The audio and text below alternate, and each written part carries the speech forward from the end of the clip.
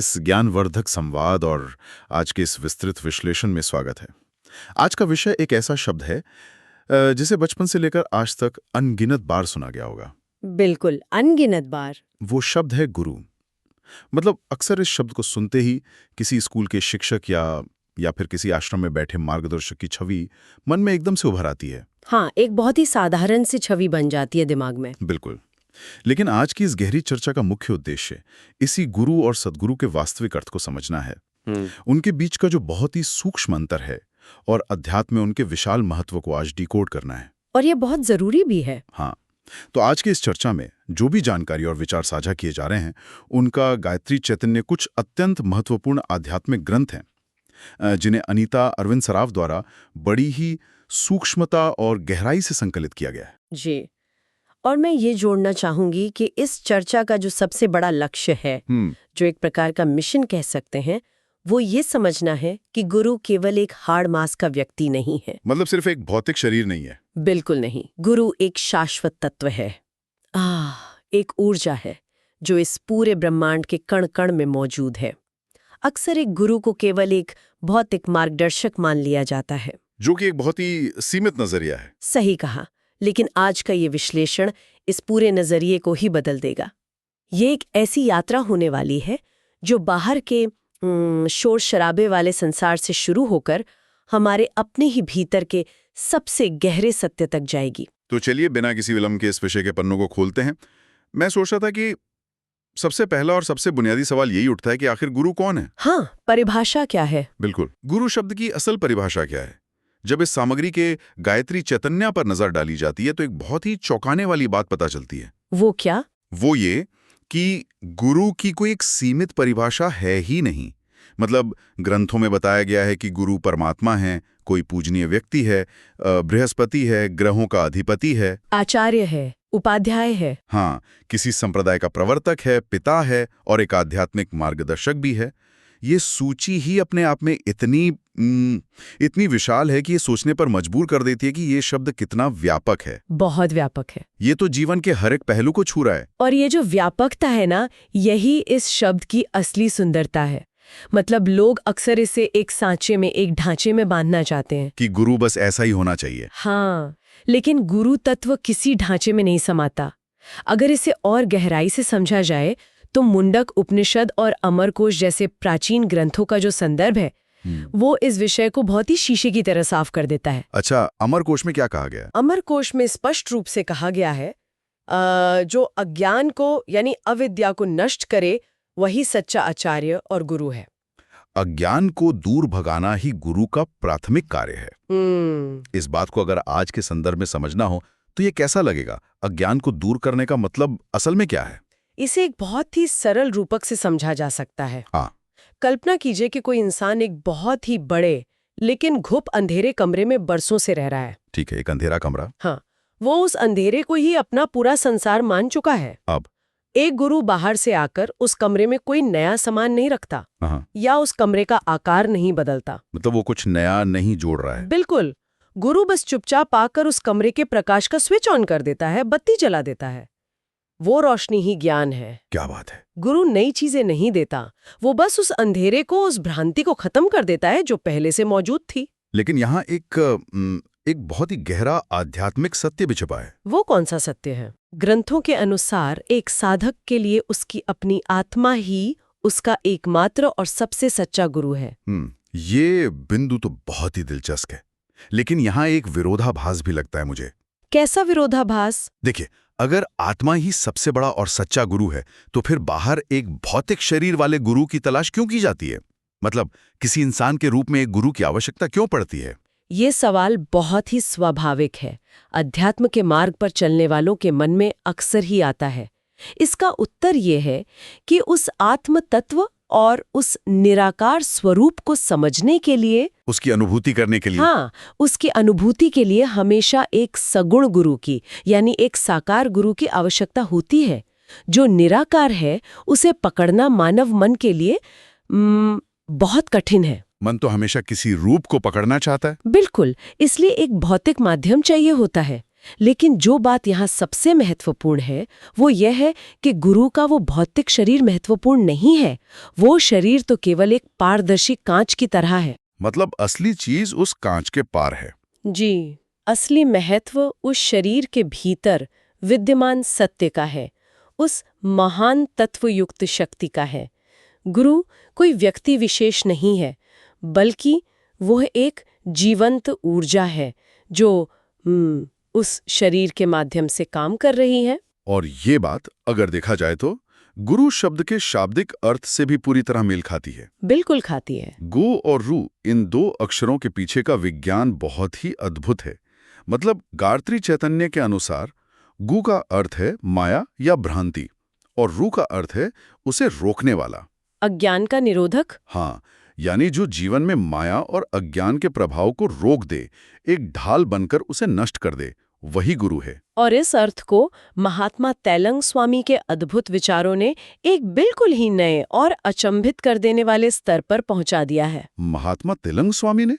उन्होंने क्या कहा है? महात्मा तैलंग स्वामी के अनुसार केवल गुरु शब्द का सही उच्चारण ही मन और आत्मा पर पड़े पापों के बोझ का नाश करने के लिए पर्याप्त है। सिर्फ उच्चारण? हाँ, उन्होंने इस एक शब्द के उच्चारण को 3 सूक्ष्म भागों में विभाजित किया है। यह बहुत ही ध्यान देने योग्य है।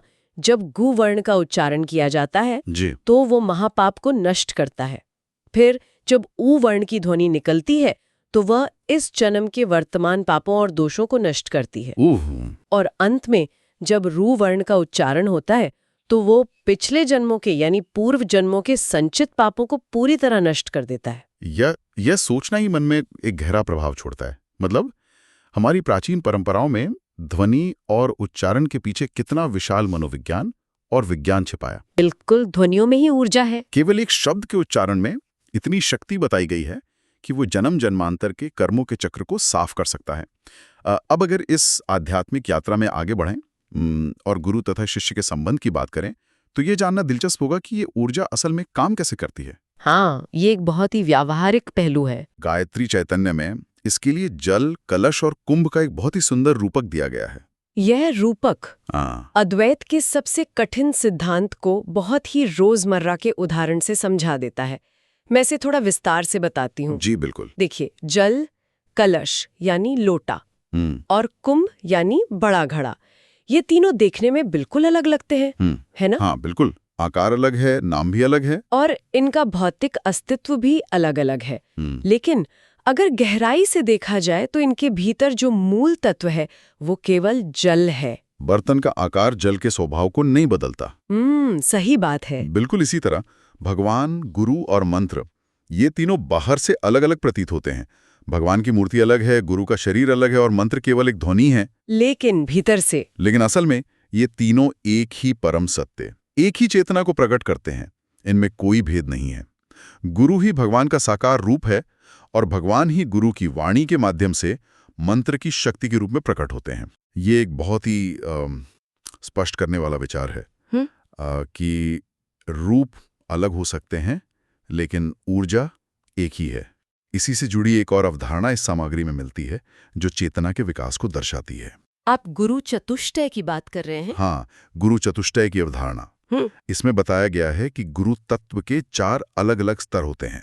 मतलब पहला है गुरु, दूसरा है परम गुरु, तीसरा है परमेष्ठी गुरु और चौथा है परात्पर गुरु। यह वर्गीकरण केवल एक सूची नहीं लगती, बल्कि यह एक सीढ़ी की तरह महसूस होता है। इसे एक आध्यात्मिक विद्यालय की सीढ़ियों की तरह समझा जा सकता है। मतलब जब कोई व्यक्ति पहली बार अध्यात्म की ओर मुड़ता है तो उसे एक गुरु मिलता है जो उसे बुनियादी मार्ग दिखाता है, जैसे स्कूल में प्राइमरी टीचर होते हैं। बिल्कुल। फिर जब वो साधक उस मार्ग पर परिपक्व हो जाता है तो चेतना का अगला स्तर उसे परम गुरु के रूप में मार्गदर्शन देता है जो साधना को और गहरा करता है। फिर परमेष्ठी गुरु। हाँ, परमेष्ठी गुरु वह अवस्था है जहां साधक को ब्रह्मांड के सूक्ष्म रहस्यों का ज्ञान होने लगता है। और अंततः परात्पर गुरु वह सर्वोच्च निराकार चेतना है जहां पहुंचकर गुरु और शिष्य का भेद ही खत्म हो जाता है। मतलब कोई द्वैत नहीं बचता, केवल परम सत्य शेष रहता है। यह आत्मा के क्रमिक विकास का एक बहुत ही वैज्ञानिक नक्शा है। और इस क्रमिक विकास में साधक को गढ़ने का काम गुरु ही करता है। गायत्री चैतन्य में एक बहुत ही आधुनिक और दिलचस्प रूपक का उपयोग किया गया इसके लिए। कौन सा रूपक? गुरु को एक आध्यात्मिक शल्य चिकित्सक यानी एक स्पिरिचुअल सर्जन कहा गया है। यह रूपक एकदम से ध्यान खींचता है क्योंकि शल्य चिकित्सा कोई आसान या आरामदायक प्रक्रिया तो होती नहीं है। बिल्कुल नहीं होती। और यही इस रूपक की सबसे बड़ी खासियत है। एक कुशल सर्जन क्या करता है? बीमारी को काटकर निकालता है। हाँ, जब शरीर में कोई गंभीर बीमारी या ट्यूमर हो जाता है तो सर्जन उसे दवाइयों से नहीं दबाता। वह अपनी तेज कैंची और चाकू से उस हिस्से को काटकर शरीर से बाहर निकाल देता है ताकि बाकी का शरीर स्वस्थ रह सके। तो गुरु भी यही करते हैं? ठीक उसी तरह एक गुरु अपने आध्यात्मिक कौशल और तीक्ष्ण ज्ञान रूपी कैंची से शिष्य के मन के भीतर बहुत गहराई में बैठे संदेहों, दुर्गुणों, लालच और अज्ञान के दोषों को बेदर्दी से काट कर निकाल देता है। बेदर्दी से? मतलब ये प्रक्रिया आसान नहीं होती? बिल्कुल आसान नहीं होती। जब अहंकार पर चोट पड़ती है ना, तो शिष्य को बहुत मानसिक पीड़ा भी हो सकती है। लेकिन एक सर्जन की तरह गुरु का उद्देश्य दर्द देना नहीं, बल्कि शिष्य के आध्यात्मिक स्वास्थ्य को बचाना और उसे परम सत्य के लिए तैयार करना होता है। और इसी तैयार करने की प्रक्रिया को एक और बहुत ही मिट्टी से जुड़े रूपक के माध्यम से समझाया गया है।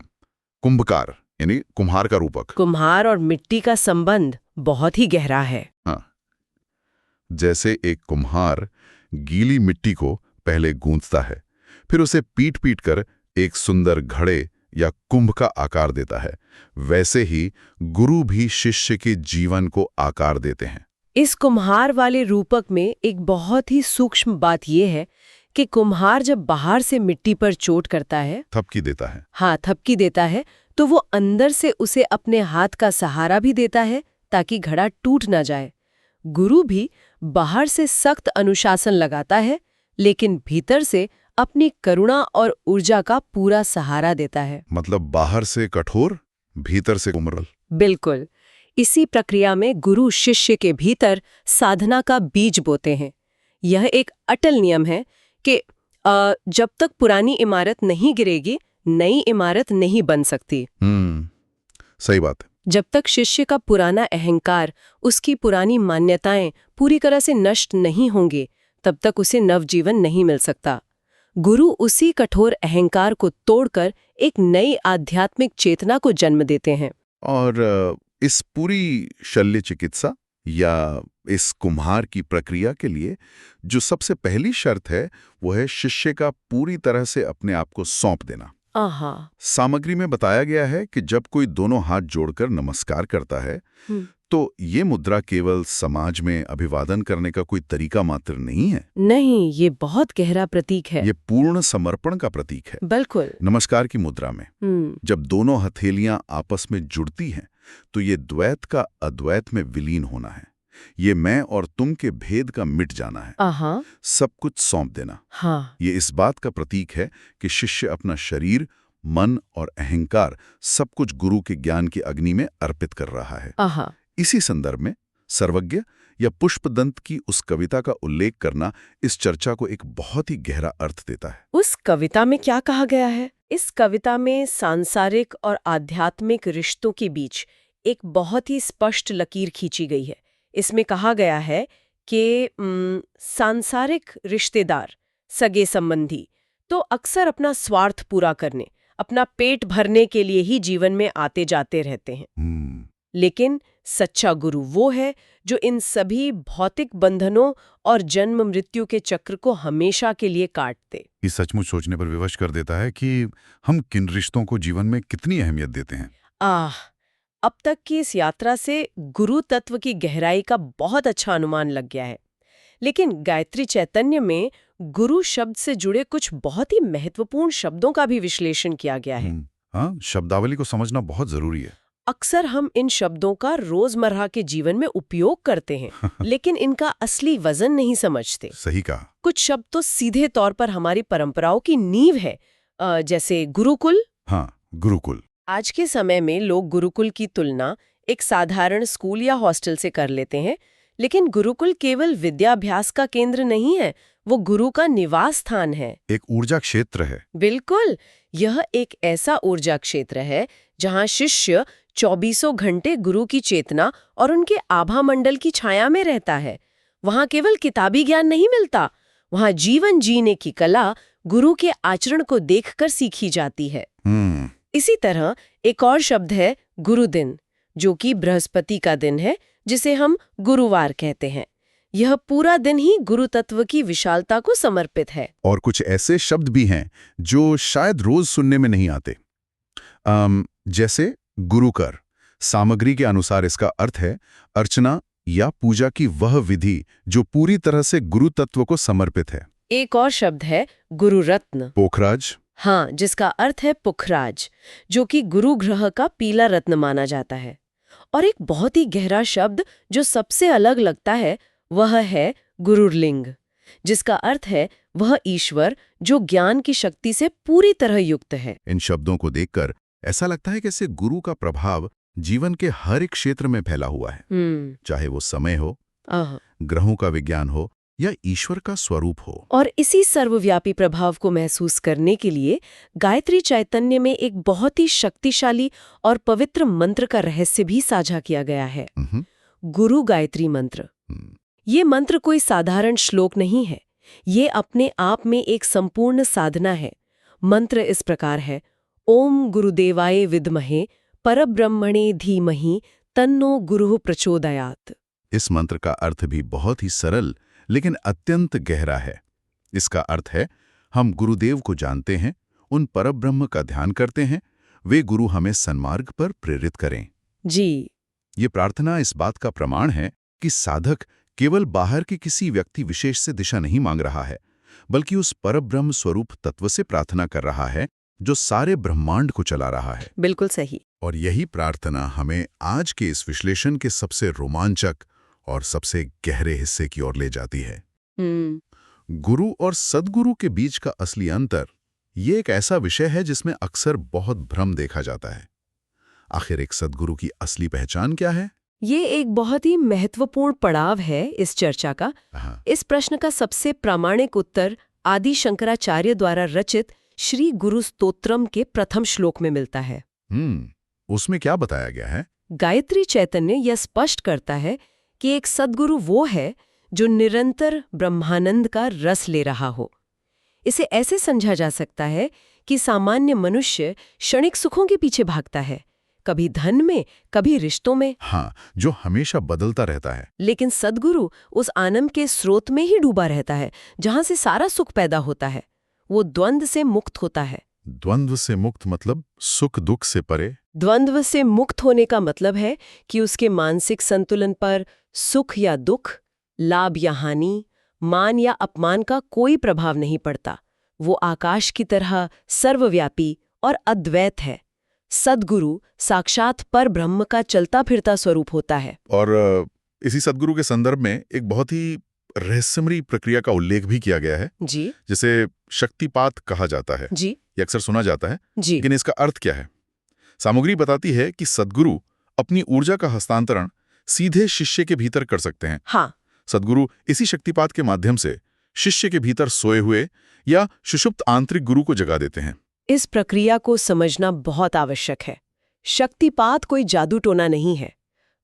यह एक दिए से दूसरे दिए को जलाने के समान है। एक ज्योति से दूसरी ज्योति। बिल्कुल। जब सद्गुरु की उच्च चेतना शिष्य के संपर्क में आती है तो वह शिष्य के भीतर की सोई हुई ऊर्जा को झकझोर कर जगा देती है। गायत्री चैतन्य में इसे ही शिष्य का दूसरा जन्म कहा गया है, जिसे द्विजत्व कहते हैं। जी, जिसे प्राचीन भाषा में द्विजत्व कहते हैं। पहला जन्म माता पिता से एक भौतिक शरीर के रूप में मिलता है, वो केवल अस्तित्व है। लेकिन असली जीवन चेतना के जागरण के रूप में सद्गुरु से ही मिलता है। यही शक्तिपात की महिमा है। और इसी बिंदु पर एक बहुत ही चौंकाने वाला तथ्य सामने आता है, जो शायद इस पूरी चर्चा का सबसे बड़ा निष्कर्ष है। गायत्री चैतन्य में बिल्कुल साफ शब्दों में कहा गया है कि एक सद्गुरु हमेशा एक गुरु का स्थान ले सकता है। वो गुरु की सारी भूमिकाएं निभा सकता है, लेकिन लेकिन एक गुरु कभी भी सद्गुरु का स्थान नहीं ले सकता। हाँ, एक गुरु कभी भी सद्गुरु का स्थान नहीं ले सकता। यह एक बहुत ही सटीक अवलोकन है। इसे एक उदाहरण से समझें। एक गुरु एक मार्गदर्शक की तरह होता है। वो आपको नक्शा दिखा सकता है, आपको सही दिशा बता सकता है। ये समझा सकता है कि कौन सी साधना करनी है। बिल्कुल। लेकिन सद्गुरु केवल नक्शा नहीं दिखाता। सद्गुरु तो वो सर्वोच्च अवस्था है जो शिष्य को सीधे अपनी ऊर्जा से खींचकर मोक्ष के द्वार तक ले जाती है। सद्गुरु वो मंजिल है जहां पहुंचकर यात्रा समाप्त हो जाती है। इसलिए हर सद्गुरु गुरु है, लेकिन हर गुरु सद्गुरु नहीं होता। ये सचमुच मन में बहुत स्पष्टता लाता है। और इसी यात्रा में ईश्वर और सद्गुरु के बीच का जो संबंध बताया गया है वो बहुत ही भावपूर्ण और सुंदर है। ऐसा कहा गया है कि जब ईश्वर किसी साधक की सच्ची भक्ति और लगन से प्रसन्न होते हैं तो क्या होता है? तो वे आसमान से सीधे प्रकट नहीं होते, बल्कि वे एक सद्गुरु के रूप में उस साधक के जीवन में प्रवेश करते हैं। और इसका दूसरा पहलू भी उतना ही जादुई है। वो कैसे? जब वह सद्गुरु शिष्य के पूर्ण समर्पण और निष्ठा से प्रसन्न होते हैं तो वे अपनी कृपा की शक्ति से उस शिष्य को अपने भीतर ही साक्षात ईश्वर के दर्शन करा देते हैं। ये तो एक चक्र बन गया। ये एक बहुत ही खूबसूरत और पूर्ण चक्र है। ईश्वर कृपा करके सद्गुरु तक पहुंचाते हैं और सद्गुरु अपनी करुणा से वापस ईश्वर तक पहुंचा देते हैं। ये दोनों अलग नहीं हैं, दोनों मिलकर केवल एक ही कार्य कर रहे हैं, साधक के अज्ञान का नाश और परम सत्य की प्राप्ति। यह चक्र पूरी आध्यात्मिक प्रक्रिया का एक बहुत ही सुंदर सार है। तो अगर इस पूरे विस्तृत विश्लेषण को समेटने का प्रयास किया जाए तो यह बिल्कुल स्पष्ट हो जाता है कि गुरु केवल एक भौतिक मार्गदर्शक या कोई सांसारिक सलाहकार नहीं है। बिल्कुल नहीं। गुरु तो वो ज्ञान रूपी अंजन है। यहाँ वो बहुत ही प्रसिद्ध और गहरी पंक्ति याद आती है, अज्ञान तिमिरांधस्य ज्ञानांजन शलाकया। बहुत ही सटीक श्लोक है ये। अगर इसे सरल शब्दों में कहें तो जैसे मोतियाबिंद हो जाने पर इंसान की आंखों के सामने एक जाला आ जाता है। हाँ, सब कुछ धुंधला या अंधकारमय दिखने लगता है। बिल्कुल, वैसे ही अज्ञान के कारण हमारी बुद्धि अंधी हो जाती है। गुरु ज्ञान की सलाई से उस अज्ञान के जाले को हटाकर ज्ञान के चक्षु यानी हमारी असली आंखें खोल देता है। यह एक बहुत ही सटीक और प्रभावशाली सारांश है। और आज के युग में इस ज्ञान की प्रासंगिकता और भी ज्यादा बढ़ जाती है। वो कैसे? देखिए, आज का युग सूचनाओं का युग है। हाँ। हर व्यक्ति के हाथ में फोन है, हर तरफ से ज्ञान बांटा जा रहा है और हर कोई ये दावा कर रहा है कि वो सही रास्ता दिखा सकता है। हाँ, हर कोई मार्गदर्शक बनना चाहता है। लेकिन इस सूचनाओं के भारी शोर में, इस इंफॉर्मेशन ओवरलोड में, ये पहचानना बहुत ही आवश्यक और चुनौतीपूर्ण हो गया है कि सच्चा तत्व और चैतन्य कहाँ है। ये एक बहुत ही कड़वी सच्चाई है। मतलब बाहर की आवाजें, स्क्रीन की चमक और सूचनाओं की भीड़ इतनी ज्यादा हो गई है कि भीतर की वो सूक्ष्म आवाज सुनाई ही नहीं देती। और इसीलिए आज की इस चर्चा को विराम देने से पहले एक बहुत ही गहरा प्रश्न मन में उठता है। ग्रंथ ये स्पष्ट रूप से कहते हैं कि एक सच्चा सद्गुरु हमारे भीतर के ही सोए हुए गुरु को जगाता है। वो बाहर से कोई नया सॉफ्टवेयर हमारे दिमाग में नहीं डालता। बस जो ज्ञान भीतर पहले से मौजूद है उस पर पड़ी अज्ञान की धूल को हटा देता है। जी, ये सच में एक बहुत ही गंभीर चिंतन का विषय है। सारा खजाना तो भीतर ही है। अंतहीन भाग दौड़ में जहां हर दिन करियर, घर की जिम्मेदारियों और दुनिया भर की चिंताओं में बीत जाता है, क्या कभी इतनी शांति से एक जगह बैठने का प्रयास किया गया है कि अपने ही भीतर मौजूद उस आंतरिक गुरु की पहली दस्तक को सुना जा सके? शायद बहुत कम। अज्ञान से ज्ञान की ओर जाने की ये जो असली यात्रा है वो शायद बाहर के संसार में नहीं, जंगलों में या पहाड़ों पर नहीं, बल्कि पूरी तरह से हमारे अपने भीतर ही शुरू होती है। ये एक ऐसा विचार है जिसे लेकर आज का ये ज्ञानवर्धक संवाद यहाँ रुक सकता है, लेकिन ये चिंतन भीतर निरंतर चलता रहना चाहिए। बिल्कुल, बाहर की यात्राएं तो खत्म हो जाती हैं, लेकिन ये भीतर की यात्रा ही अंतिम और असली गंतव्य है। आज के इस विस्तृत विश्लेषण में जुड़ने और इस गहरी चर्चा का हिस्सा बनने के लिए बहुत बहुत धन्यवाद। यह सत्य कि गुरु तत्व हमारे ही भीतर मौजूद है, इस आध्यात्मिक यात्रा का सबसे सुंदर और रहस्यमयी पड़ाव है।